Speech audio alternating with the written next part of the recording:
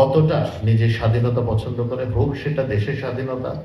এক্সিবিশনে এসে একটা জিনিস অনুভব করেছি, যেটা 17 বছর আমরা অনুভব করার সুযোগ পাইনি। সেটি হচ্ছে স্বাধীন চিন্তা, স্বাধীনভাবে নিজের শিল্পকর্ম প্রকাশের যে স্বাধীনতা এবং সেটা উপভোগ করার যে স্বাধীনতা, সেটা আজকে আমরা এখানে এসে আমি ব্যক্তিগতভাবে উপলব্ধি করেছি, উপভোগ করেছি এবং অনুভব করেছি। আপনারা জানেন, বাংলাদেশের ইতিহাসে গত 17 বছর যেভাবে বাংলাদেশি সংস্কৃতিকে অগ্রাহ্য করে এই দেশে জোর জবরদস্তি ভিন্ন ধর্মী সংস্কৃতি বা অপসংস্কৃতিকে চাপিয়ে দেওয়ার যে প্রবণতা ছিল, ইতিহাস বিকৃতি যে নির্লজ্জ প্রচেষ্টা ছিল, এই 12ই ফেব্রুয়ারি 2026-এ জনগণের প্রত্যক্ষ ভোটে যখন বাংলাদেশ জাতীয়তাবাদী দল মাননীয় প্রধানমন্ত্রী জনাব তারেক রহমানের নেতৃত্বে জনগণের রায় নিয়ে সরকার গঠন করলেন, সেদিন থেকেই এই ধারার পরিবর্তন হওয়া শুরু হয়েছে। এই শিল্প সংস্কৃতি অঙ্গনে গুরুত্বটা অনুধাবন করেই একেবারে প্রাথমিক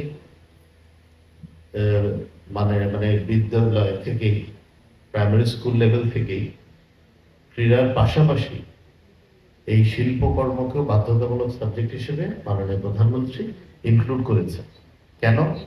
কারণ একটি জাতির বিকাশে, একটি জাতির যে সাংস্কৃতিক অগ্রগতি, সেটা কিন্তু হঠাৎ করে করা সম্ভব না, বা ভিনদেশি কোনো কিছুকে অ্যাডাপ্ট করে এটা করা সম্ভব না। এটা কিন্তু বেসিক কিছু আমাদের কৃষ্টি কালচার আছে, যেটা থেকেই আমাদের শিল্পকর্ম বলেন, আমাদের সংস্কৃতি বলেন, আমাদের সবকিছু দ্রুত হচ্ছে। আজকে যে আমি যে গ্যালারিটা দেখেছি, যেহেতু আমিও অল্প বিস্তর শিল্পকর্মের অনুরাগী বিধায় আমি কিছু কালেকশন করি, তো আমি আজকে এখান থেকে দুটো, আরো বেশি নেওয়ার ইচ্ছা ছিল, কিন্তু দুটো শিল্পকর্ম এত পছন্দ হয়েছে, একটা পাবো কিনা জানি না, একটা নিয়েছি।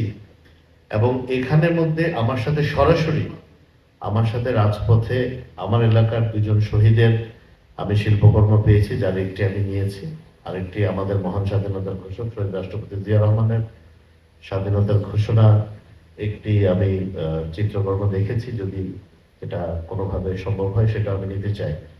বলার উদ্দেশ্য হচ্ছে প্রতিটি ছবি প্রাণ ছুঁয়ে গেছে। এবং আমি যেটা শুরুতে বলেছিলাম, এটা আবার একটু রিপিট করি, সেটা হলো আজকের এই গ্যালারিতে ঘুরে আমার মনে হয়েছে 52 থেকে 24 পর্যন্ত যতগুলো আন্দোলন হয়েছে, এই শিল্পকর্মের মাধ্যমে এটা ফুটে উঠেছে এই অঞ্চলের মানুষ কতটা নিজের স্বাধীনতা পছন্দ করে, হোক সেটা দেশের স্বাধীনতা, হোক সেটা চিন্তার স্বাধীনতা, হোক সেটা নিজেকে প্রকাশ করার স্বাধীনতা, হোক সেটা নিজের সংস্কৃতিকে উন্মুক্ত করার স্বাধীনতা।